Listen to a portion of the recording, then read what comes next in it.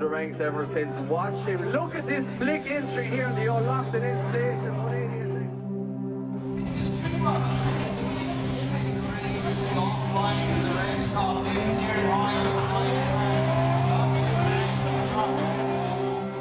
Ever since I first started liking drifting or watching drifting, I've thought about it every single day since, even though I'm still doing it. This is my 10th year doing it. And every day I should think about it.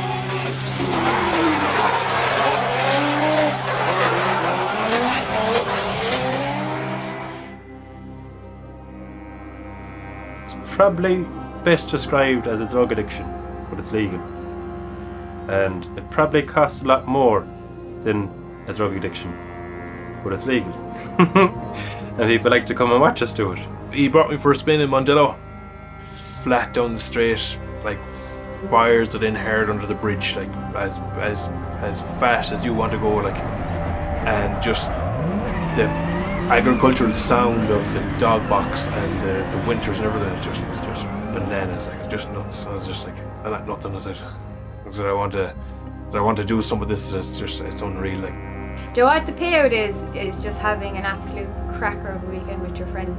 Where even if we're not doing well, we're laughing, we're joking. Sean is sticking a GoPro in our faces and always capturing all the funny moments. Sometimes it's hardship and you're frustrated. Like drifting, you'll actually have all emotions in the space of an hour. You can actually be the happiest person in the world. But then in like 10 minutes later, you could be like, fuck this. But that's all part of it, you know? Like if it was easy, everybody would be doing it and we'd be all doing great, and then there's no challenge in it. There was absolutely no nerves the night before. It was when I sat in the Jeep in the morning to go to the track. That's when I said, what am I doing? It's going to be here, people watching me, I'm going to mess up, I'm going to make laughs at myself, everything like that. It was horrible, to be honest with you. And that feeling stayed the whole way till my first qualifying run. Once I did the first qualifying run, I was sound in. I said, sure, no one's looking at me. No one cares what I do. Everyone's here to have fun and sport themselves. It was like no sport I was ever involved in. You have to go and see it in person to really get a grasp of what drifting is. It's like figure skating with cars. It's the most bananas thing, but watching it, it's pure poetry in motion. You can't put words to it. It's controlled chaos. My name is Alan O'Loughlin. So like when I was growing up as a young lad, I always had them, you know, like the pedal buggies and carts you'd have as a young lad growing up. And when I got older again, it was just a mountain bike. So the first bit of freedom you get as a young lad is a bike. And then the next step after that, then you turn maybe 17. Well, you could turn 16, say, and then you get the tractor license. Then you're out in the tractor. Probably about 7 was the first time I actually got to drive a tractor. Granted, that was only about half a mile an hour in the field, barely moving. You'd walk faster, but I thought I was the shit driving it. Like straight away, the second he thought I was able for it, it would save him doing stuff. So literally, it was just fencing around the field. So I was literally just driving along for him while he was taking stakes over the transport box. For sure, that was like I won the lotto that I got to drive the tractor at last. I'm Coreire Hansbro. I'm 29 years of age. I was never really good at the whole books thing in school. Like, I was always do something with my hands, or never had any interest in studying really. So I was going to go for apprenticeship no matter what. Started tipping away with cars at home and stuff like that. So decided I'd give that a go. And ended up in Volvo and there ever since. Be about 12 or 13 and literally terrorised my father. Like, he'd be very proud of his land, and I'd just going out putting handbrakes, tearing it up.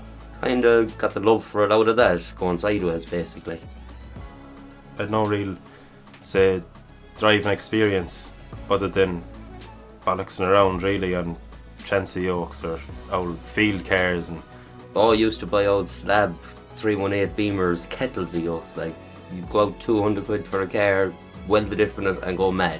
First one I ever bought, we were clueless when it came to them type of cars, as in not an idea how to weld a diff, anything. So got one of the mates to weld the diff for us, and then decided, oh, sure, we'll kit it out. So went down to Sligo and bought stickers for it and everything.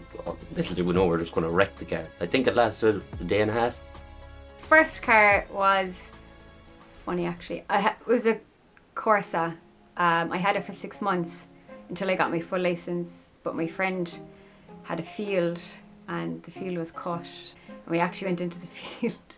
We actually ended up in 2 wheels, how, because I wasn't trying to do it on purpose, and I think that's why it actually happened. But yeah, that was good fun. And I actually sold that car more than I bought it for. I'm Jan Wheatley and I drive the red PS13. First memory of cars actually goes back to as long as I can remember. My dad used to do Autograss and things like that, and I remember at a very small age following him around the Autograss tracks holding his helmet like a stalker child. We were always going to rallies and stuff like that, and every single Sunday Formula 1 was on the TVs at home. So we did grow up with it, and I knew straight away. I didn't know what it was about racing, but I just knew I wanted to do it. Started driving when I was like 7, nearly 8. Father would wake me up every Sunday morning for mass, and just obviously didn't want to go, you know. But he'd always said to me, he said, if you go to mass, I'll let you drive home. So that's kind of when I started to learn how to drive. I was around 8. So we'd go to mass 12:30. After mass, we'd go out the bog road and he'd stop at the head of the road. It was a long journey because so we didn't go to first gear the whole way over, like it was just first time driving. But just over the Kilflynn Boreen all the way over, just like that first gear. And I think I went into second once, like, but obviously first time driving 7 or 8. I think it was 8, thereabouts. And so that's kind of where I learned to drive, kind of with him every Sunday morning. My name is Mike. I compete in the IDC in a Toyota store. The first car I bought for the road, 3-door Corolla. I bought it with him. I'll never forget it, the distributor was gone and it was running really, really bad. So my father anyways ended up bargaining with him, and I always remember kind of said to him, please stop, he's going to tell us to F off, because we're insulting him now with what we're saying to him, stuff like that. But anyways, long story short, anyways, we bought the car for like 1,200 quid, and it was for nothing. He had bargained him down to the point that he just wanted rid of us. And that was it, ended up buying it, and that was my first car. I'm Sean. I am probably the third leg of Candy Culture. Obviously the boys do the driving, but you don't see me as much because I'm behind the camera. I suppose the first exposure really I had to something that was a road going car was the old lad's van. He had an old caddy van, so that was the first yoke I actually ever drove. My first car, which was a Passat, and then I got into like the shows and stuff. Gone to Dubshed or one of the Let's Dance shows or something like that. For me, one of the most influential people to have me in around cars, not drift cars or show cars, was Gary Fahey. Gary was a big influence on me because he always had a nice car and he always kept it clean. It was about the time I think Alan was starting to turn pro. It was kind of just natural. I kind of gravitated to that. That was the next thing I was in my vision. I was working in a factory in Tuam, and Sean was working there as well, and then that's how we kind of got a bit closer. We'd spend hours then talking down the back room and about cars and drifting and going to events or whatever. So funny enough, I met Connor the day before we went into first year in the tech in Tuam. We were back in Ceylon playing hurling, just at training. He was the same way he is now, just a younger version of himself. Cheeky, bold, and just loves to get stuck in. Connor, mad. Again, I wouldn't have known him only, as I said, through Alan. Soundhead, great crack, daft as a brush. His driving is 110% or 0. I've been on Mike the longest, really. Mike literally his home house only up the road from mine, the top of the road.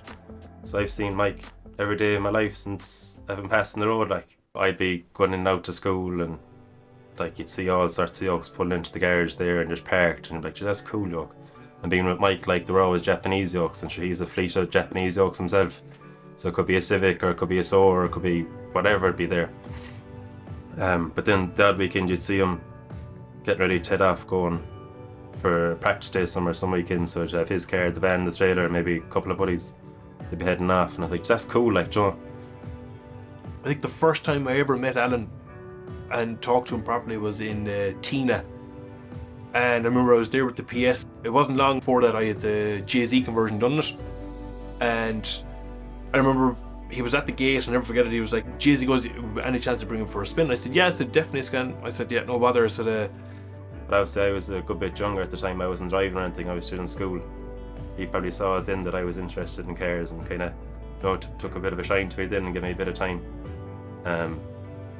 But That day, the return pipe on the turbo melted because of the downpipe, and it sprayed oil on the exhaust. It caught fire.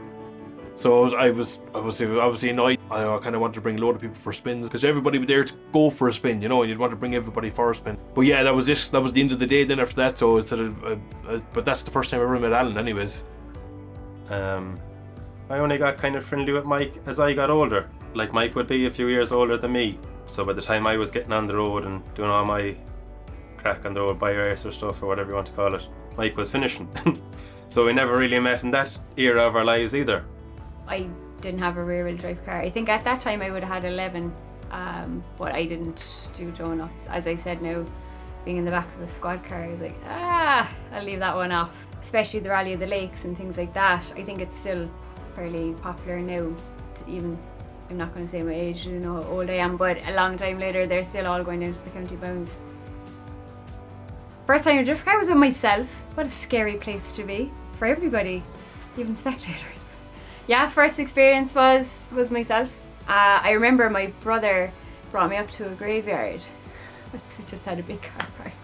And we were kind of doing a little bit there. I bless myself for that one. But my first experience was myself, and my brother was in the passenger seat. He was scared, I'd say. Scared. I apologise. I think we both kind of started around the same time. He was a lot better than me though. Don't put that on camera. But I think me and my brother, there's only just over a year between us, so we've always been very close. And I think having him there, stepping into something very new for me and very out of my comfort zone, it was nice to have him there, especially to change my tyres. He'd always try and give me sound advice rather than just telling me something for the sake of it, which is what you want to hear, because if everybody tells you you're doing great and you're not really going to achieve anything. So you need that sounding board, whether you like it or not. You need it. Because back then there was no simulators. Like, the Sims have been a game changer because people can actually almost learn how to drift before they actually even get on track. But that was the thing, everyone bought a Civic back then, and you would just go to Galway. Like, you wouldn't go into the city at all, it was just out the motorways all night. I was just racing. There was loads of lads, like it was like 10, 15 lads. No matter what night of the week you went to Galway, it was like Monday to Friday, whatever, anytime it was. I'd just go straight to the dual carriageways and I'd keep driving in and out them till I'd find someone. I didn't really kind of bother going in around the city too much. It was more fun out there, like. Like, we did do a bit of racing and them up around the roads or whatever, and back roads and racing up to Galway, but no, we were lucky enough, like, we never really got into trouble. Like, you'd go to cruises, but the rear-wheel drives get in trouble for doing donuts or burnouts or whatever you want to call it. So we were just kind of chasing them and following them. Alan one day came out to my house and just said, "Oh yeah, I bought a car." I said, "What type?" And he said, "A 180. To be honest with you, I barely knew what a 180 was at the time. Like, that's how clueless I was when it came to cars. The real time I got rightly hooked would have been in the first IDC event I went to. That was DeaneMSport, as far as I know. Before that, I was only ever really at slab days, like, so that was cool to me, like cars spinning around in circles. That I remember we walked in the gate of the place in DeaneMSport, and I just saw this PS13 coming flat with a big V8 engine sticking out of the bonnet. And he was coming for the wall towards us, and I actually grabbed Alan and let out a roar. Didn't understand that he was actually going to get around that corner. But like, as a spectator, you were literally standing right behind the concrete barrier. Then you have the safety fence and you're standing there, so it's cool to be that close to it and feel it. But it was emotional enough watching it, like, I got the goosebumps and all that crack. And I think James Deane won that day as well, I think. Watched that event, and I can honestly say it's the first time I went to an event and I stood at the fence for the whole lot of it with my two hands wrapped around it, like gobsmacked. I couldn't get over that two cars were able to do that so fast and so close to each other, and as it goes, that was a small track, like, that wasn't big speed. But to me, that was lunatic stuff, like. Before I bought the track car, we drove to Rose Green. It was like the first time we ever drifted on a track. I remember it was James Deane that was there with his Eire, and at the time he was young, like. They just arrived, like, small basic car transporter, nothing serious, nothing mad, and just the Eire and stuff, and I liked that. We just thought nothing of it, like, it was just when to see what he is now compared to what he came from was just crazy. Like, you know what I mean? It's such a basic thing, and to now, like. So yeah, the first time I was out in a drift car on track was my own drift car. Like I had done the rally school in Monaghan, I had done the drift course they do, and I had done the Pro Drift Academy or whatever it's called now, just to get a feel for it. I think it was like vouchers I got for birthdays or something like that. But as you know, like them like gift days out that you can buy, they're good crack, but it's not the same as having your own car on track and the same buzz and the stress and the excitement of the whole lot of it. Sure, like the first time you go out on track, it's just like, I shouldn't be here, I'm not supposed to be here, like don't know what I'm at. But after a few laps then the nerves kind of go, and like, sure, everyone else is the same as me, like we haven't a clue what we're at, so we're a chance to learn how to drift, and kind of took off from there, I suppose. The origins of candy culture, it kind of stemmed from TikTok, and I might make a TikTok or something and put it up over the weekend. I suggested, like, would you be up for doing car page, I'm cool, whatever, because what we're doing. And Sean just texts back on it. I was like, right, whatever that means. So we went over the next couple of days coming up with a name. It was the first year Connor and Alan were both going to have candy red cars, so I said base it off candy, and then I think the culture just kind of came with it. And then once we had a name sorted, Sean texts back, yeah, I have all them domains. So he had the Facebook, Instagram, the YouTube, the TikTok account, the Gmail, every account with Candy Culture Eire was claimed, and that was it. And we started making vlogs on Sean's phone with an Amazon gimbal, stripping Connor's car and stripping my car, and we didn't really know what to expect or what was going to happen. We're like, if no one watched it, we'll be our best viewers, and like, it's great memories for us to have if nothing ever happens of it or whatever. So we're all going to get old, we're all going to be telling the cool kids when they're younger, like, oh, we were cool one time and we used to have drift cars or do whatever. So it's just, if nothing else, it was a great memory for us. So 2023, Connor changed his car to a 180SX, followed in Alan's footsteps, sold poor Bluebell. Bluebell was the first love of my life. Simple as that. The car should never sold. So basically it started off with a 328 with a few extra wide arch panels on it and that, nothing sprayed, anything. But Alan and Pat had all the nice bits bought for it. They had HSD coilovers, bought Wisefab, everything, so we put all them into it. And we decided then, sure, it's going to run good now and handle good, we might as well make it look half presentable. So we decided then we'd sand it down and get it sprayed. So we sprayed it Ford Raptor Blue. I saw it on a Jeep one day and I took the range and I got the paint code and that was it. She went to a good home. It's got some driving since I've seen it out on track. Basically the 328 wasn't going to be competitive. So I said I was going to go at it hell for leather now and give it one right go, and if it goes burst, it goes burst. So just then decided, yeah, I wanted an S body. I'd buy a 180. I didn't know whether I'd build one, whether I'd buy it straight or whatever. So I said, yeah, we'll take the second option. I'll buy one track ready. And yeah, track ready. He wanted to join the big bike club and have a JZ like the rest of us and have loads of power and loads of fun. So he ended up buying a 1JZ 180SX, much like my own, but she'd been around a long time and she'd been through a lot of hands, and she was in need of some love, like, and be brought back to its best self. And I don't think Alan and Sean realised when I said the full works what it was, because they came up doing stripping, and I remember one evening I think Alan or Sean stood back, they're like, it's not too bad. And I was like, we're only getting started, lads. So basically stripped it to not a bolt in the car, and said Alan had already gone candy red the year before. So I decided I was going to go candy red, so that involved a whole lot of sanding and body work. We knew we had a good car in our hands. We knew this is a solid base, this is something we can really build off. So we stripped Connor's car and brought it back to a bare shell, and like, you can go back through the videos there, there's some amount of work put into that car, and like, we all have so much pride seeing it the way it is now and going like it's our little masterpiece that we perfected. But yeah, he built the engine himself. He never built a car engine before. He's a truck mechanic, like, but like, he's never built a car engine. He spent months in the shed. Either it could have been with us, or if we were at Alan's car, he was still tipping along at his own car, getting it done, getting bits organised, you know, between himself, Lloyd Patterson, Andrew Kenna, getting a game plan ready to go for his car. Seeing him out driving, you couldn't be happier for the lad. Like, thinking back now, it gives me goosebumps. Just hear him bouncing it off the limiter. He's such a pig on the car. Just absolutely hockeying it.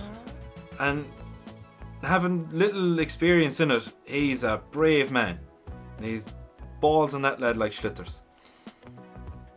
PS13 was bought about 12 months before COVID. And I was due to drive that on Paddy's weekend, and that's when we went into lockdown for COVID. I never got to drive the car for probably a year and a half, I'd say. It sat there. So that's then when I was fortunate enough to be working during COVID. So I was making money, but I wasn't spending money because everything was closed. And that's then when we decided that, okay, this is going to be parked for a while. There's no restrictions lifting. We put the Samsonus into it. That was the first big upgrade to that car. So everything came over from the R32 to the PS. Obviously I had to get new Wisefab. While we were changing the engine, I said I'd put in a quick change diff as well. Because this year I seem to break a lot of half shafts. I think people were sick of being under my car changing half shafts. Decided to do competition this year because last year I went to a couple of rounds with Alan and the lads. It looked like it was brilliant crack. And every round I went to, I kept saying, I said, I'm definitely doing it next year. You can only do, I suppose, so many track days, like, you know, bashes and, you know, Watergrass Hill, whatever, and yeah, they're brilliant, but it's kind of hard to kind of beat the vibe of the competition, and especially when you're with all the lads and stuff as well, which it just adds to it. It's brilliant, like, you know, like it actually feels fun. There's no tense thing of a competition at all. So at the start of the 2023 season, round one was held in the north. It was held in Ballykelly. I think it's an old RAF air base or something like that. Completely new track for everyone for the drifting. Like, didn't know what to expect. An airfield, like, what was they doing, letting us loose in it? It wasn't the first time IDC was held in the north of Ireland. I think there was rounds maybe in Cookstown or maybe Ballykelly before, but in the new generation of IDC, what we're going to call the Kieran Hines era, it was round one, Ballykelly, new track, difficult track. It was mixed surface. It had different elevation changes, walls, inside, outside clips, zones. It was a hard track, but we got there early enough. I think it was the Friday. Adrienne was the first there, then myself and Connor, and then Alan. So 3 Candy Red S13s, first cars there. You have to put them all together for a photo, like. You couldn't not. And then Mike rocks up in the Soarer with his bit of sprinkle on it. It was epic to look at it. Got the car ready. Car was ready for paint. Had it painted that day, and literally just had said it previous to that, passing like to Francie about the sparkling, about the glitter and stuff, and it might be nice in the red. Not thinking anything of it. Literally, car was painted. It was still like wet. And next thing, he arrives in his car and he was like, "I got glitter." So at first I was kind of hesitant enough because I said the car kind of came out kind of nice. It was nice and shiny. It was freshly painted, so it was never blew glitter onto a car before. So he came in. He said, "Come on, we'll try a bit." That's it. We tried it on one panel, and then he said, "Sure." He said, "He goes, sure, it's on one panel now." He left with the whole lot of it, and that was it. Glittered the whole car, and it looked cool after it was done. I was glad it was done. As we got talking, I'd known Adrienne from beforehand. I met Sean properly, I suppose, in 2022. That's when I really got to know all the guys from Candy Culture, and they're like family now. We're just a big dysfunctional family. Adrienne is probably drifting, I'd say, more or less the same length as me. I just remember seeing her around for years, like. She had an absolutely lovely R32 Skyline purple drift car. That's what I first remember seeing her drifting in. And then more recently at the Candy Red PS13. So we're over chatting anyway, whatever, and looking at all the cars, like, and we're admiring the colour in Adrienne's car, whatever. And George said, "Yeah, it's Candy Red." Tried quizzing him. He bought the Candy Red off the same shop that we got it. I was like, just mad, like, whatever.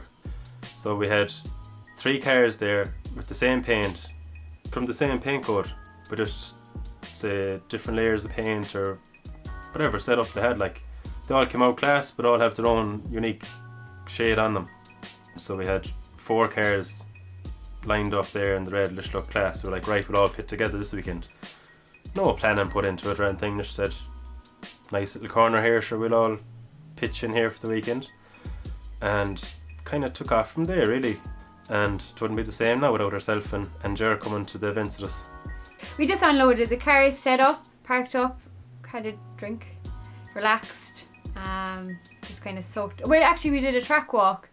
The unusual, the surface was a bit strange, but that's kind of what you do before most events. You just kind of walk the track, catch up with everyone, especially because it's the first round as well, so some people you haven't seen in a long time. Ballykelly was a learning curve for everybody. So prior to that, IDC was kind of bouncing back from COVID, and we were having most of our rounds in Watergrass Hill and Tyna. I don't know what people were having on the off season, but to qualify for the first round, you needed at least an 84. I think the year previously, you might have had 40 to 50 drivers in Pro 2, but 2023 was bananas. I think it was 90, maybe 100 drivers for round 1, which was crazy. I'd say there was probably double, if not triple, the amount of Pro 2 drivers than there was Pro drivers. Like, little niche motorsport out of the hills in Japan, the Chogeis, is now firmly one of the top motorsports in Ireland. It was like a heat wave as well. Like, the temperature was crazy. The cars were under fair pressure. I think mine got up to like 118 and was starting to cut on the ECU and everything. I've never had that temperature before.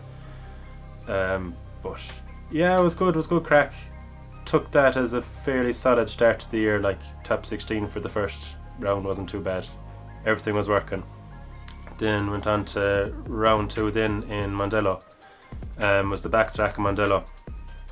Same crack again, another heat wave, roasting temperatures. Cars were finding it kind of hard, and then there was loads of grip in the track, and it was hard on the tyres then as well. Then it came to the competition on the Sunday, and we get 3 hours practice on the Sunday morning. So practice was going fairly okay then again, but there was a few kind of like little mistakes coming into my driving. And then when it came to battles, I got knocked out in top 32 by Christine because I made a mistake behind him, went off the track. And then we went on to round 3 in Watergrass Hill, and I love driving Watergrass Hill. Like, I always go well there. It was the jump layout, which is always an exciting one. You don't know what's going to happen, what the conditions are going to be like, but we're very lucky. Got good weather. Alan was really on form in practice. Qualified within the top 16, so he was nicely set up for battles. He was going to be the lead car for all his battles. There's only 2 battles that really stands out, and that was Christine and Alan in the 3rd and 4th playoffs, and the battle before that with Chris Brady. Chris Brady got the win, but Alan went to 3rd and 4th, and sure, we were only delighted that he had a chance of a podium. Like, could not call it, so we were at the podium as dumbfounded as everyone else around the place, not knowing. I just can't recall the emotions. Like, we were in with a shot of a podium. Like, this was our wildest dreams. We never thought we were going to get this far. Like, even the thought of it was bananas. But to actually be doing it and be there in the heat with all your mates in Watergrass Hill, can't top it. The highest podium I had before was 2nd place in an IADC championship in Mondello. That's the memory that actually popped up on my phone today, and it was 7 years ago today. That was the first IDC podium I got. The one then in Watergrass Hill was the first, obviously, I suppose, in 7 years as well. So 7 years after getting the first bug of the first podium, and I kept all that drive going up until the last one, until it happened again, which I honestly didn't think was that long in between, but it clearly was. Like, I was fairly chilled in the car all day. Like, I was loving it and enjoying it. But every time I was going out in the car coming back, you could see all the boys and everyone gone cracked. Like, you come in after the run and they're all congratulating you and buzzing and hyped up and firing the tyres on the car and fuel out and rush, like go. And I'm just there, like, taking it all in, just like a passenger, enjoying it all. and they send you out again to try and do the same thing again and get the result. So it's just some buzz just to see them getting probably more enjoyment out of it at the time than I am. Just because they're happy that you're doing well after all the trouble and late nights and money and failures and everything that's happened. Like, it's just such a reward for everyone. Like, it's one man in one car, but there's a big team behind them and a lot of hope and dreams. Like,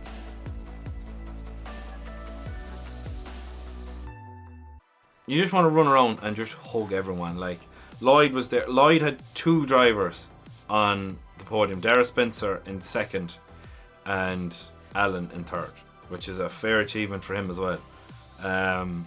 You just want to thank everyone. You just want to thank everyone that's been around the grid, marshals, track staff, judges, fellow competitors, fellow teams. Like, you just want to run around, give everyone a hug or a high five or something. And I was just delighted. Like, pure joy. That's all you could tell. I couldn't believe that it had finally happened. Like, there's no one that actually deserved it more than that lad, or our team, to be fair with you. So the amount of work and effort everyone has put in, and just to see a result come in was lovely. Obviously, we were happy out coming off a podium in Watergrass Hill. We were on the up and up. We had momentum behind us. We were in good form. The lads had a practice day already done in 360, so it was no stranger to them. In all the years Mike has been drifting, I don't know how many years it is now, he's a long time on the road, but he had never qualified. Late 05, early 06. And I think I did competition that year. I think it was 2006. And that was it. Just did a couple of rounds. It was just very simple, very basic. Just second-hand tyres, going up. I didn't even know what to expect really, because competing, I never competed before or whatever, you know. So it was different than a track day. I think I spun right in my first qualifying. And I don't know what I even scored in the second one, but it wasn't enough anyways to qualify, you know. Pack your shit in the trailer and go home. when we were down in Kilflynn, Mike went out for his qualifying. I think it was his qualifying. He went out for his first qualifying lap and he got a savage score. I can't remember what it was, like a 90 or something like that. And he was buzzing, so he couldn't get over it. And he went out then again and he did his second lap and he came in and it was better again. I remember just kind of at the starting line just kind of saying, just go and enjoy yourself and just have a bit of crack, and as good as you do, as good as you'll bet. So then it came over the speakers. Mike Moran puts in, I think it was a 92 maybe. I'm like, Jesus Christ, where'd that come out of Mikey? What happened here?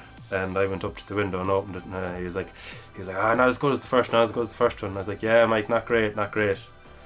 Messing with him like that, like, he was like, yeah. And I told him then it was what the score was, and he was whatever position, like he was well up in the position. He was like, fuck off. He couldn't believe it. He thought we were only winding him up, like, but he did a savage lap, like. You could just feed off his energy. He was so happy, and because it was actually a class run, and he did a 360 over the line. I've always wanted to do it, but I feel like I'd end up in the barrier. But just small things like that, like, it just means the world to you. And just to see him so happy that he was after getting his best result, like, we can't all help but feed from it. I just didn't think I qualified at all. I said it was probably wasn't as good as the first one. I just didn't think anything of it, and I was just expecting just to go in and that was it and park up the car. But they were all there and they were buzzing. I was kind of like, I didn't twig what was kind of going on. They were like, oh, do you know what you got? And I was like, no. I said, I should worse than the first one anyways. And they just started shouting, no, you mad fucker, you got a 90 point something anyways, you're in. I couldn't believe it. I was delighted. So it's the first time ever. He was absolutely thrilled with it. Like, I'd say he didn't believe it at the start. He was beyond happy. Like,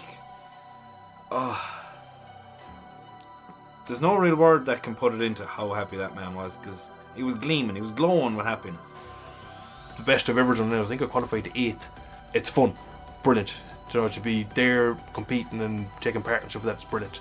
From the second I had them qualifying, first qualifying lap over, it was smiles. Didn't stop smiling for the whole time. Even came into the lads, even though I'd done terrible, like, they were delighted that I actually had the balls to go out and give it a go. And to be honest, I was too. And so then we're on the way home, and I think it was Sean that turned to me and just gave me a slap in the back and said, like, you know, He's like, well done, proud of you and all that, and that kind of really hit home with me. I was like, geez, I'm after doing something there now. I was like, wanted to do for years and gave it a go. And sure, I said, sure, I might keep doing it. And you know what, I really enjoyed drifting this year because, so 2023 I was kind of at a bit of a crossroads. Even though I had a great year and I had some really good results, I was kind of like, do I just cap it now and kind of go out then? And then I was like, oh, we'll give it one more year. And look at me now, building a bloody 2JZ. So it's amazing how you can think something and your life will just do a 360. And we're here for the long haul now, aren't we? So the Pro 2 final was a standalone event in 2023 for Just Pro 2 in Watergrass Hill. I think I called it Watergrass Hill at one stage, and it was terrible. It was so wet. There was lads working on their cars with water running in under them, and through all the misery with the rain and the weather and the conditions were impossible, Adrienne was the light that shone through. It was probably it definitely was her best day in competition. No, she had a class round for round 5 for the Pro 2. Again, like that, everybody was trying hard. She was especially trying hard, and she was driving brilliant. Like that round especially, she was flying. So you could see it in her. Saturday, it just clicked. I really enjoyed the track. I think I qualified 3rd with a 92. That was my highest qualifying. I was buzzing after that. It was a massive personal achievement to qualify so high. Like Adrienne's day in Watergrass was just comical. Like, it was the worst weather you could ever dream about drifting, and it was the best day that she's ever had drifting as well. Like, it was unreal. We were all delighted for her. And the lads were so happy for me. Like, it was class to see that I was so relaxed after that. We went to top 8. We got knocked out then by Birr, but he's actually a class driver anyway. And we finished 5th overall. So Watergrass in the rain, every day please. Like, it just shows that when you have people with you that want you to do well and you're relaxed, you'll perform. Like, every single one of us has had the best result that we've ever had this year. Like, I've had 2 podiums. Adrienne had her best finish, Mike had his best finish. Connor built a car himself and competed for the whole year and is still going, and he tried all year to kill it. That was possibly the most miserable day I ever had in my life drifting. Literally got out of the car, drenched wet. Got into the car, couldn't see because it fogged up. Even with the windscreen heated, it was fogging up. Zero grip on the track, couldn't put down a line, couldn't do anything. So, to be honest with you, that was my least favourite round of the year. I was absolutely distraught going home. I was like, that's a full year of drifting now and haven't qualified. But all I was thinking about is the qualifying, but I didn't think back on... It's only Sean and Alan that really put it into perspective for me. They were like, yeah, you didn't qualify, but look at the amount we've accomplished this year. And it's only when I actually sat back, I was like, it doesn't matter about the result. It really doesn't. Like, it's all about being there and making memories with your friends. And that's what drifting is to me. Connor's car is a well-spec car. There's nothing to shy away from it. It scares me more than it scares Alan. I try not to go into the car with him because it's frightening. It's so aggressive. But the round in Watergrass Hill, he started breaking the car. And I don't mean breaking it as in pulling apart, giving parts to other people. Everything was running grand, and I came in from the first practice and I saw Connor's car jacked up in the front and the wheel off it and like the caliper gone, and I was like, what's going on here? Like, sure, he's not driving today, like he was out yesterday. And I got out and he was, scan of the car for braking. Lee McFadden came over, he was having brake issues. Connor, come over here, we'll take them off mine. Pulled the wheels off. Definitely no more than 5 minutes. We had the brakes off. Here, Lee, where you go? Have fun. I said to Connor, like, get mad understeer, so again he said, sure, take mine. But they wouldn't fit over my calipers, so I had to go up and change the tyres onto my rims so they'd fit. Change the tyres, get them going again, and it made all the difference. And that was grand, that cured it then. I didn't suffer from understeer after that. It was just funny, like, it's not every man for himself. Connor's car might have looked like it was in a million pieces in the pits, but it was still competing out on the track in definitely 2 cars anyway, maybe 3. I can't remember if we gave bits to Falvey or not. There's massive pressure, but everyone helps each other. That's the best part about drifting. Like, I'd help anyone, and I mean anyone. Even if they're going against Alan in the next battle, I'm going to help them, because that's the way I was brought up in the drifting world, is you help everyone. And that's the reason I love the sport. If that goes, I go. Alan Hines' diff, absolutely, it shit itself. I don't know what happened to it, but all I know is Connor was in there under, and he had grease from head to toe, stuck in the middle of it, taking it apart, sussing it out. But yeah, he got him back out on track again, and he qualified well that day as well, so he did. So that's the thing, is that we're all kind of running the same engines and stuff, so like, if anybody's were stuck for something like that and any of the lads has that, and it's just, you see the lad you're battling against would be the very lad that'll be helping you. He doesn't want to take it by default anyways, he wants to take it by taking you out. Because everyone knows the effort and time and money put in to get the cars ready for the event. And yeah, we want to do well and you want to win the event, but that's the bonus. Like, we're going to the event for the crack, to escape normality, 9-to-5 jobs, whatever it might be, stress at home. We're just going to have the crack. You know what, I suppose being honest, you kind of almost, as cheesy as it sounds like, but you just feel like you're somebody else for a weekend. You just get to do something that most people will never get the chance to do. And I do spend a lot of money in it, and I am flat broke from it. But it just gives me a feeling of that I'm not just Adrienne who goes to work Monday to Friday, that I actually get to do this. And as I said, I'm very privileged to be able to do it, and I'm so happy I'm able to do it. Especially being a female in a very male-dominated sport, I've never felt isolated. The lads, and even outside of County Culture, the lads are brilliant to me. I've never felt isolated, it's brilliant. And as I said, I just get to be someone different besides my job every day. Get to do something that I love and just gets the blood flowing.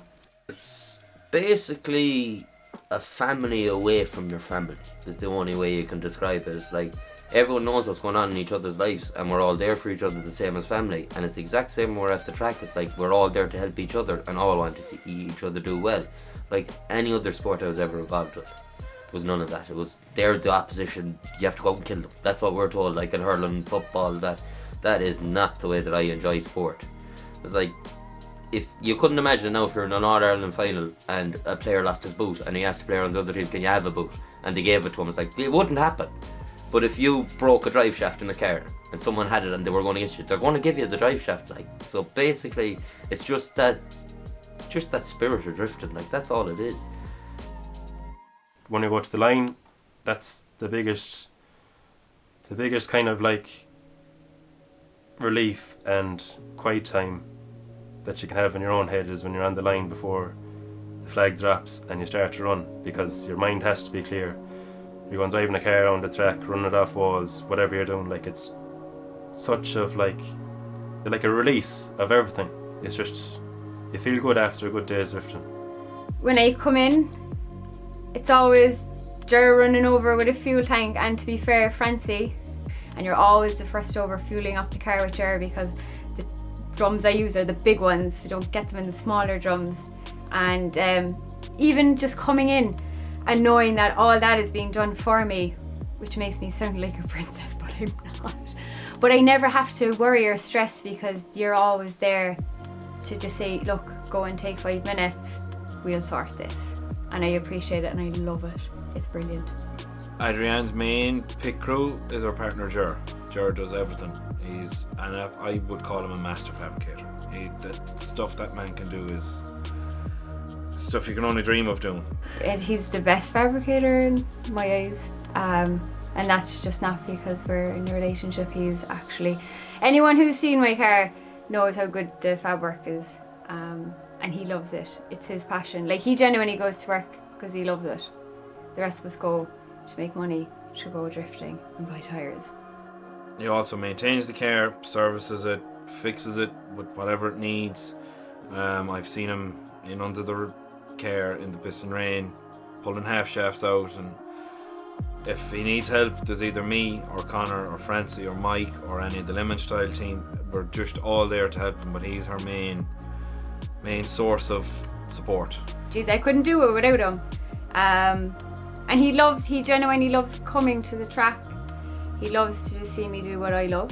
And I suppose drifting, before I met Ger, it was always kind of part of my life, and I think he thought it was really cool.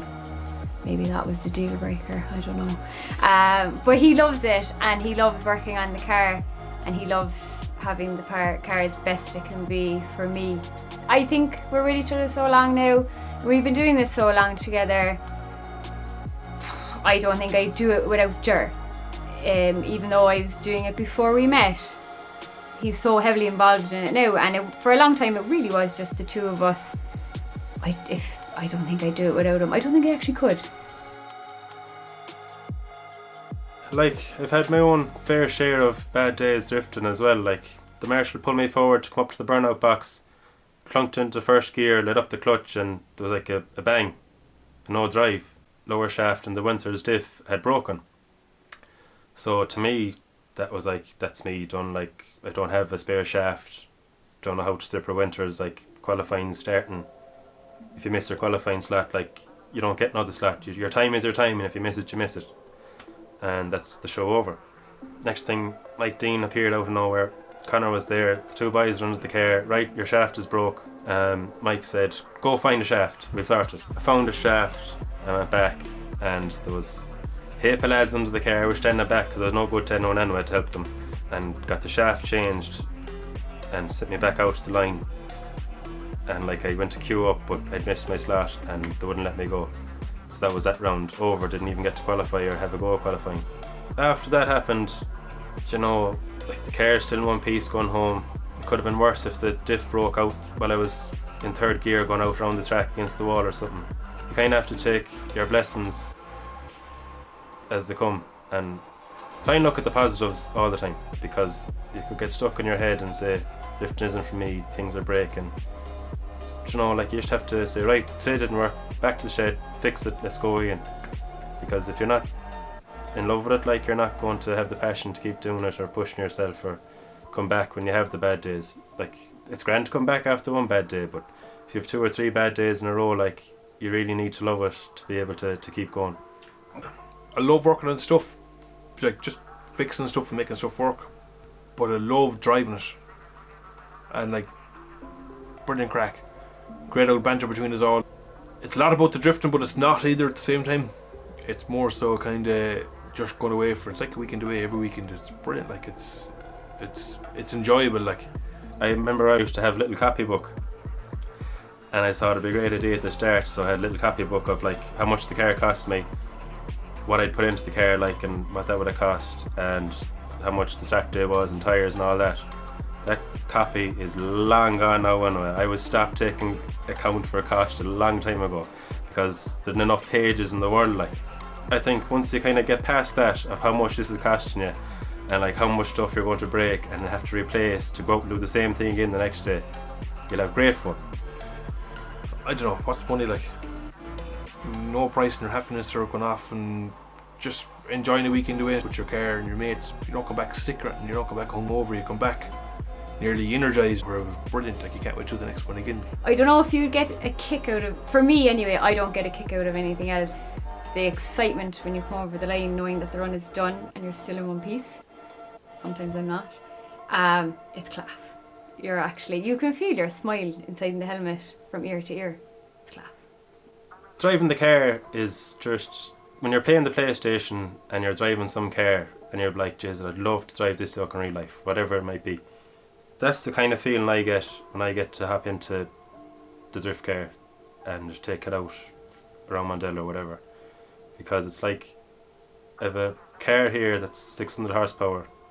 It'll do whatever speed you want and pull the handbrake and it'll drift to whatever speed you want, like, and it's just a dream come true, really. Like, it's like, I have enough power there that's probably more than some Ferraris or Porsches or whatever, but it's just out in the shed there, and like, it was built in a shed below in Cork, and then we brought it up here and we put it together ourselves, like a couple of chancers, but it's still a mad performance car, like, and it's just can be as one of the most competitive cars in the Irish Championship.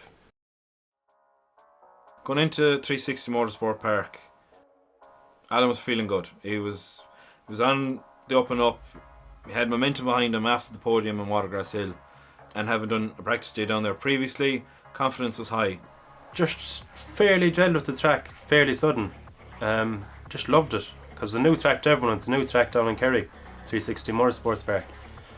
I felt fairly good, and the lads were telling me that the car seemed pretty fast compared to the other cars. And then I had other drivers coming up to me telling me that the car seemed fairly fast. That kind of filled me with a bit of confidence going into qualifying. The speed was absolutely ridiculous of that car. How we held it together, I have no idea.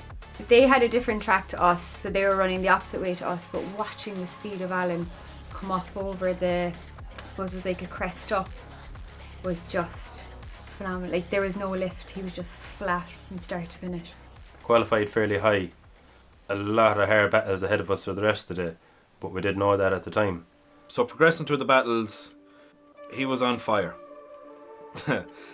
We got to the final, which is what we were missing in Watergrass Hill. It was like, oh, this is a whole new range of emotions. What the f do I do here? But like, it just happened so quick, like you don't have time to calculate. I remember the two lads rolling out for the final battle. I remember standing at the gate when the lads went out onto track. I just had the camera and I just panned across the two of them. I was like, Lord, what's going to happen here? I could just feel this sense of like, do you know when you're getting goosebumps and you can feel them coming over you? That's what I was getting. We started walking out to the podium, walked up, everyone was thrilled, delighted, emotional. Emotions were really high. When they started calling out the podium, like in third place, and then called Tom for second place, like, oh Lord, it was a dream come true. For 10 years I've been trying to get #1 spot in an IDC podium, and to get the #1 spot on a new track on the Pro Championship, I was delighted. And every struggle had been justified at that stage, and when we started at the start of the year, just really cemented that we were doing the right things, like, and to see everyone happy out and buzzing, like, it's what you do the sport for. I'm sure as soon as they said Alan had won, they were crying and hugging and pictures. It was just brilliant. It's unreal to see your friend standing on the top step of the podium. Sure, if you look back and footage, every one of us are bawling like babies in it. Like, it's where he was after winning the World Cup. I could hear Sean wailing, starting crying like of happiness, and then you'd see everyone's tears like getting teary-eyed, and that made a shite of me altogether. And I just erupted. I couldn't hold it. I couldn't keep it in. I just started bawling, crying. It was overload of emotions. I felt that experience a few times in my life, and unfortunately the other experiences were sad. This was the first joyful experience. I was like, oh my God, the heavens have opened, and this is just beyond our wildest dreams. We had been chasing this, Alan had been chasing this with years. And for it to happen in the first year of Candy Culture, couldn't have written it better. I was so happy for him because he put so much into it. But Alan's like really kind of like, you never see Alan like get too excited or anything. Alan's always like, sure, grand. So it was absolutely class to see him, and he absolutely deserved it. Jesus, did he what? Standing back, watching pictures being taken of the podiums, the big checks, all that crack. It was kind of a weight lifted off our shoulders. We'd done it.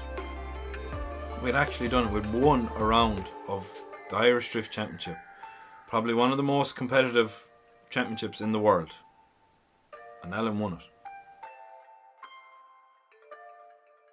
It was such a rewarding day to get the win that day, that it was a new track for all the drivers, and I had a hard bracket to go through to get the win. Like, it just really cemented that we're having a good year and things are on the right track, and the car is working, the team is working. Like, the world was our oyster really at that stage.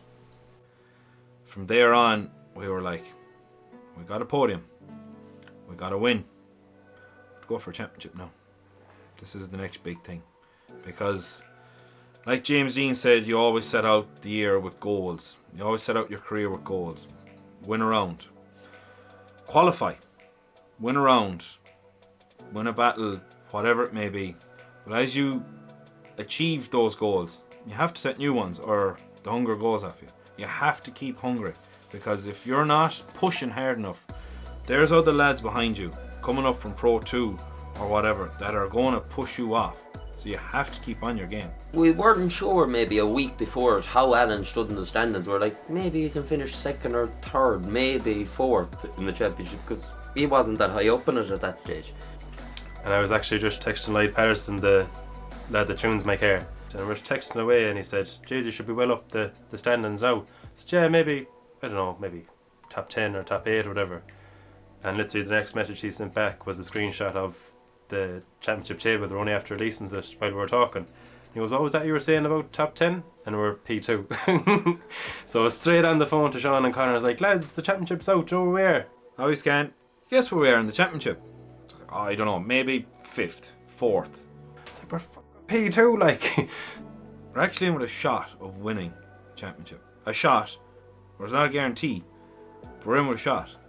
Jesus, about 3 days before it.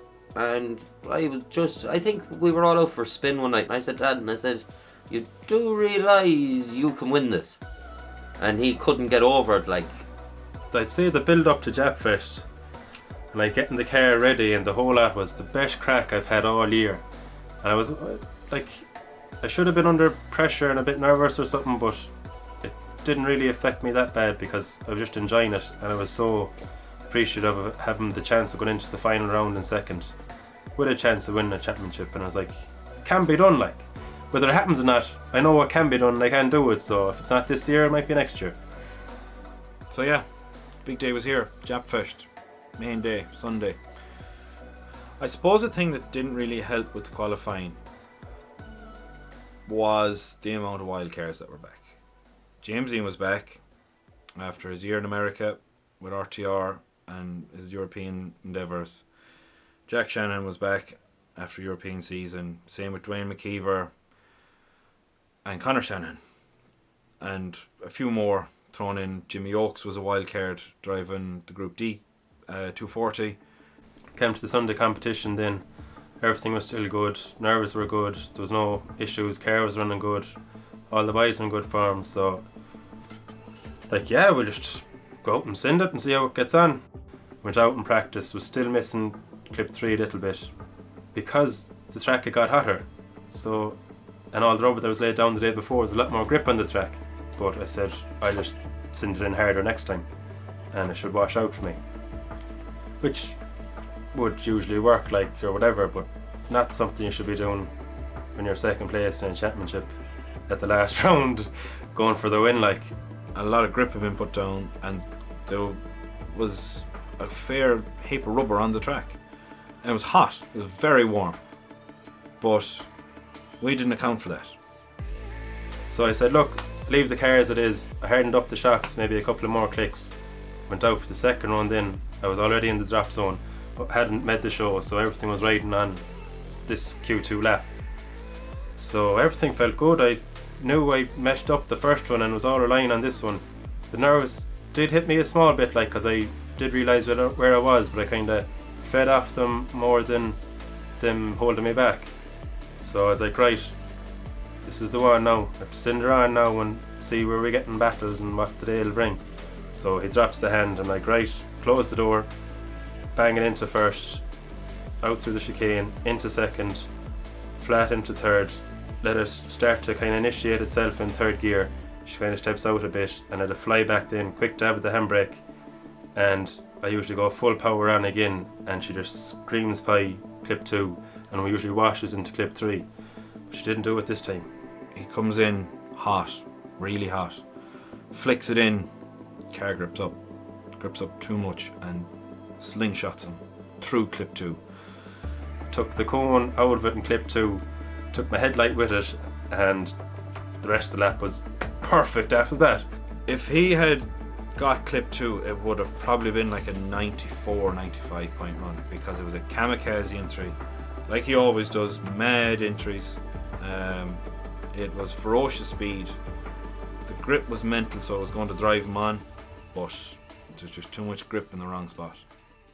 I had all the mistakes made in clip 1 and 2, and that was it then. There was nothing the judges could do, no one could do for me.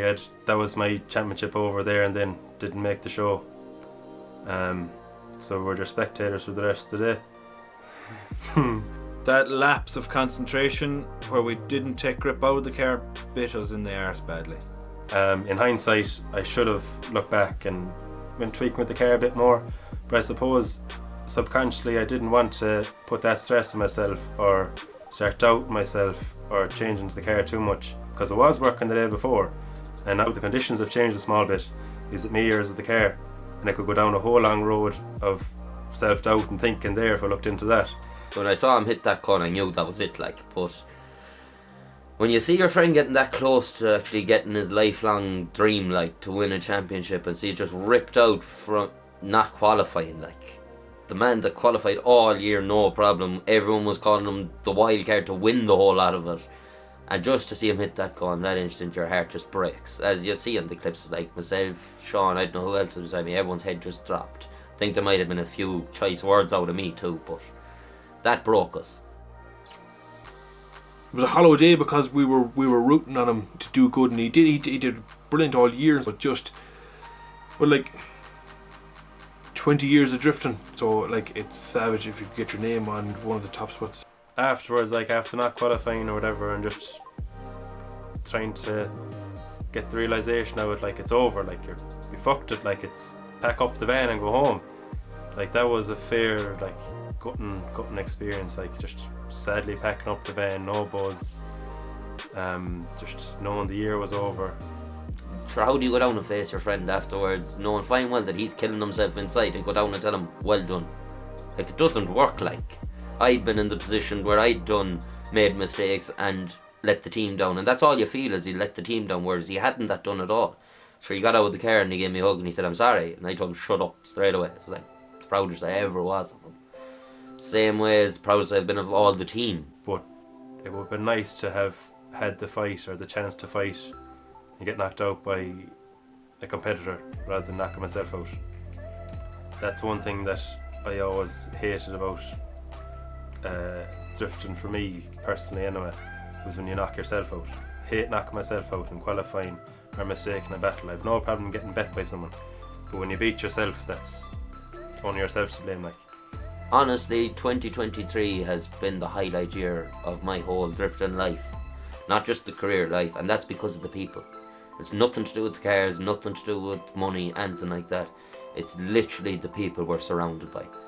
They make it. Like, it's like I wouldn't choose another team in the world in the morning. Like, we kill each other at times, but we all love each other. Big dysfunctional family, that's what we are. Like, that's all I have really to say on that. In the big scheme of things, looking back, Japfest was only a small part of the year. The year was a success, I think. We achieved everything we set out.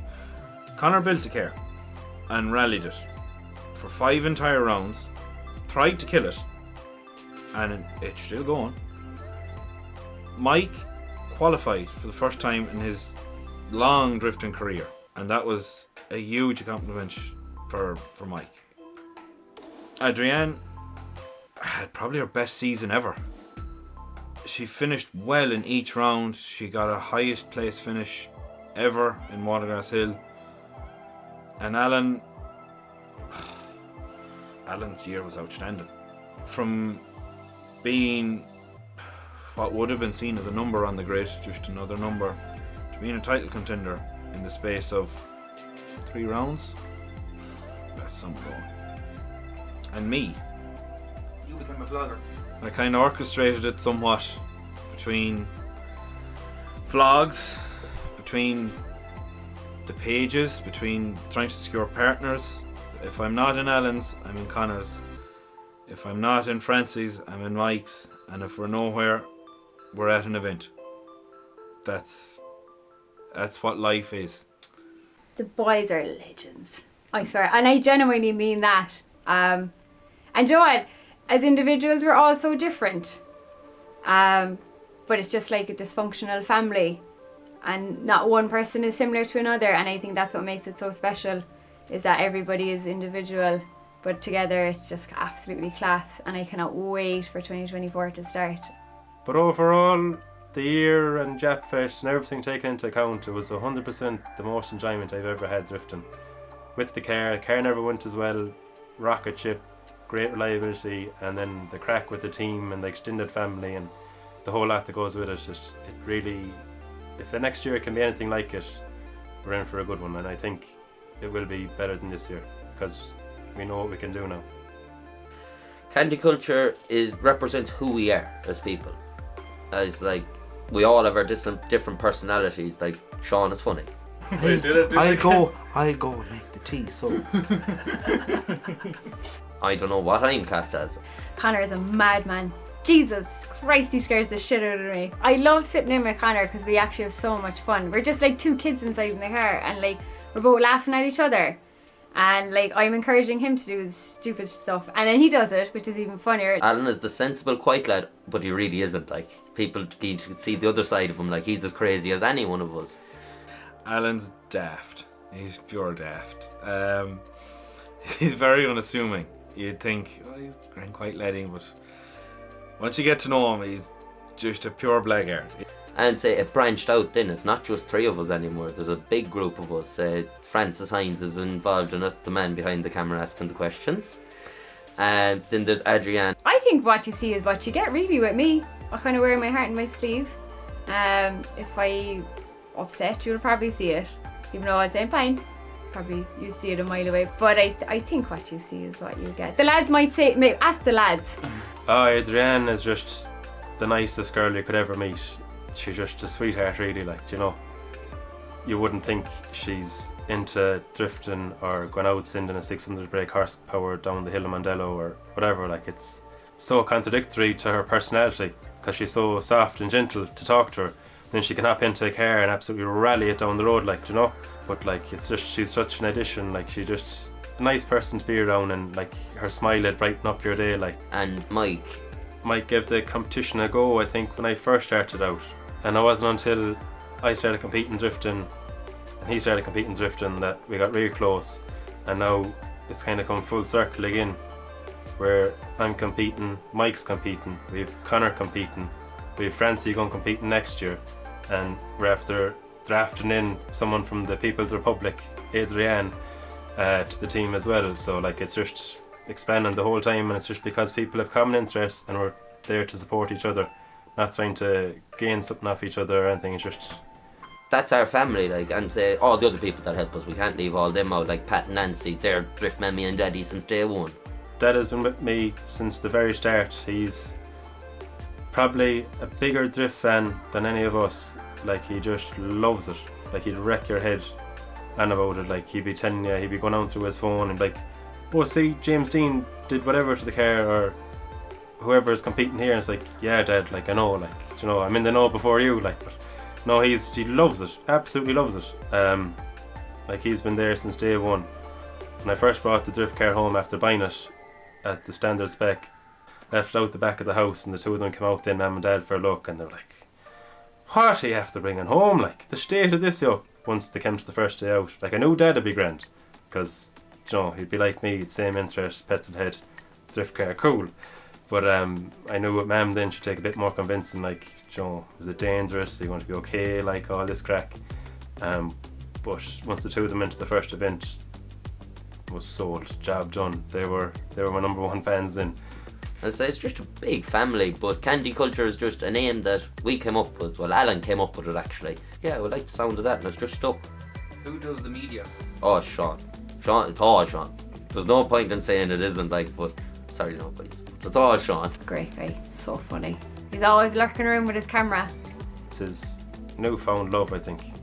He was never into like recording or editing or vlogging. None of us were, like, but he took a real knack to it. Like, from what he started out this time a year ago to the stuff he's pushing out now, it's like a completely different person, like, behind editing. It's class. Like, what he's pushing out now is professional level. Like, you'd be happy if you saw it on like a Drift Games vlog or Jimmy Oakes vlog or any of the top players. Like, now that you look back on them, it's the progression of Sean's work is just crazy. It's like he pours his heart and his soul into the media side of it as well as the track side of it, whereas we poured into the cars and the driving more so than the media side. But it's amazing the work he does. Like, The feeling of being in a drift car alone is bananas. Being inside a drift car with one of your best friends driving, knowing they're a good driver, you can really sit back and enjoy what's going on. You have the sound of the winters roaring behind you, and the dog box beside you roaring for more gears, more speed, more power. It's oddly comfortable for me. Probably the best way to round off a year is the Drift Games Invitational. The Invitational was the first time I ever got a media pass. It was a big thing for me. I was like, oh, I'm actually media now, I to make something look good.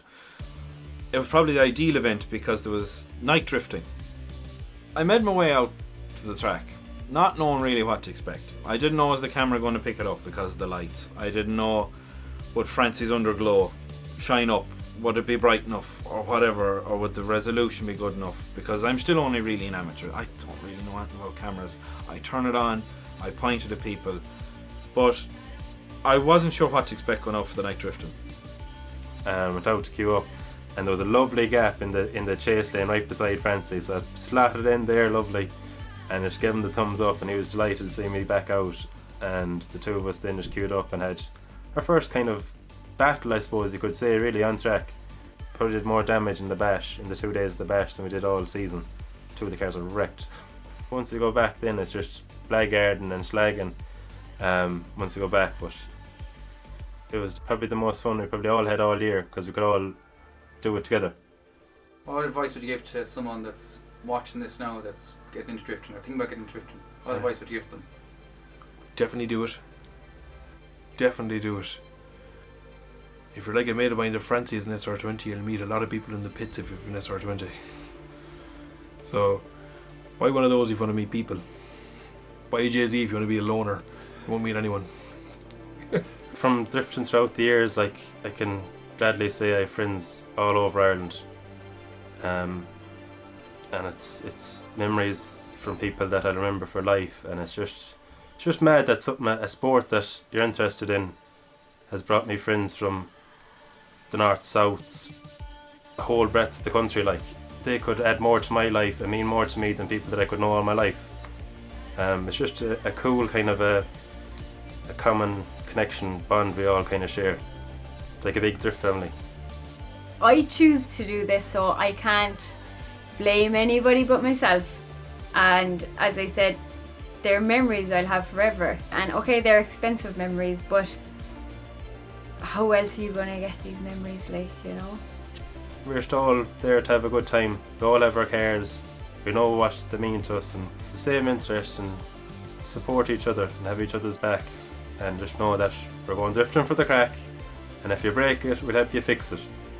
There's none of us there like, you know, nagging or wanting to go home, or like, we've been out in Watergrass in the piss and rain for probably 10 hours and loved every minute of it. And like, you wouldn't stand out in a football pitch for 10 hours anyway, let me tell you. I don't know why we do it for drifting, but we just do. It's brilliant with the kids, you know. It's lovely with them.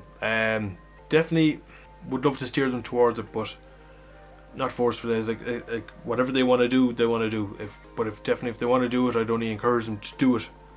And Amanda as well is brilliant, like, as well.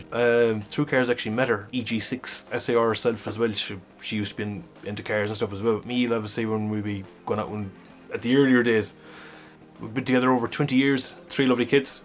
It makes it somewhat easier that you can go and, you know, go drifting with the lads, go away for a weekend. It's not as hard as you'd think, but it's only because of her as well, like, because she's really good. I pay for it for the next few weeks though, but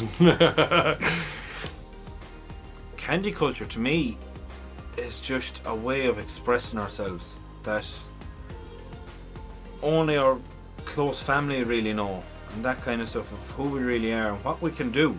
And being able to showcase to the world means so much. Like Alan, Connor, and Mike, Francie, Adrienne, there's so many other talented drivers in the Irish Championship, and all the other people that are involved in the other teams. You just want to showcase them and be like, these are some of the best people in the world, some of the kindest most caring people in the world that you just want to say, look, appreciate this kind of moments. Like, Oh, it's class because, you know what, it's not just at the track we're having fun. Like when we go back to the hotel, have a few drinks, usually Pat and Nancy are there, my girl Nancy. She's like my drift mama now at this stage. She's a legend. I love her. She's so lovely. She's really good to us all as well. She's always making sure we're all okay. And they're just two of the nicest people I've ever met. They really are. I'm 10 years at drifting, and this is the best, most enjoyable year I've had in the whole 10 years because I've been having fun. It has evolved massively, like, well, not just for drifting, but for the likes of me, where I used to go there by myself, and now to when you go with like your mates and stuff like that, it's unreal fun. Like, it's brilliant. Like, doing good or bad, because you're kind of pushing each other around a little bit, Ian, as well, a little bit more. You know, you'd be kind of just for the crack of it, really. You know, just competing amongst one another, really. Where it's fun. Like, you know, it is fun. Do you think you'd be here today if you didn't have Connor and Sean as the sport? Genuinely, probably not. I would probably have packed it in years ago, because you can only do it so long on your own and struggle that long for so long. But it just really rejuvenated my love for it once we all kind of just came together and helped each other out, and we're all invested in each other's future and progress, and it's just it's a bond that you'll never break and you'll have forever.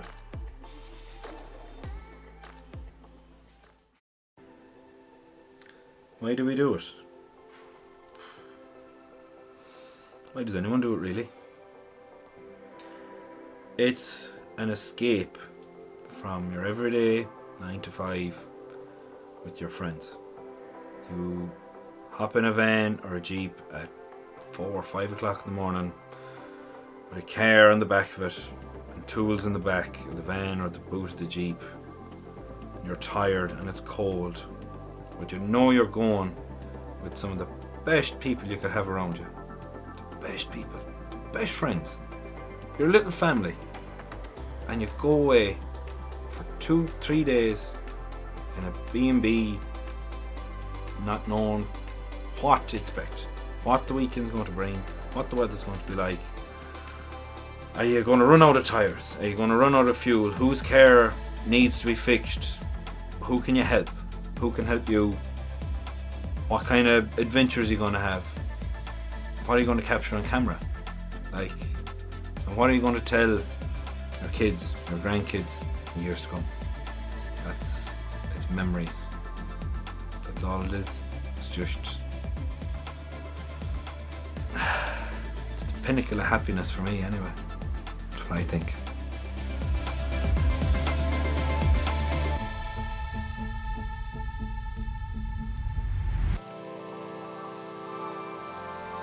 I think I'd like your job. What's up?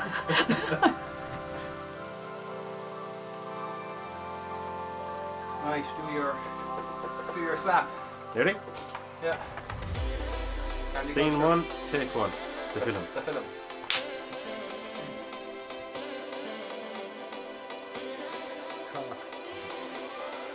Yeah, there's another one there. They'll be in the bloopers at the end.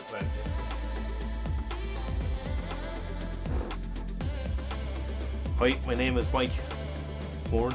The drink is on again. I think you're the one supposed to be asking me the questions.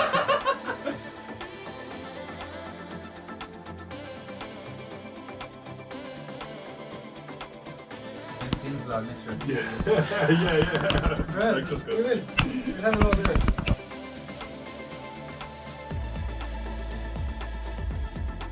was gonna say a big thank you for everyone for letting me do this. Like, you know, it was you know, a lot of trust for you all to put in my hands and for me to you know, to edit it and all that. No one said anything about trusting you. Whatever else about it. The footage now, it's too fucking late. But yeah, it's been a brilliant year for me as well. Like, my best year ever. Like, I really loved this year. I really, you know, brought me back to drifting again, and I'm going to compete next year because of it. Like, it just has a big thank you for everyone as well, though, for fucking definitely did it. Oh, thank you, Brett. That's a wrap. So. Bye.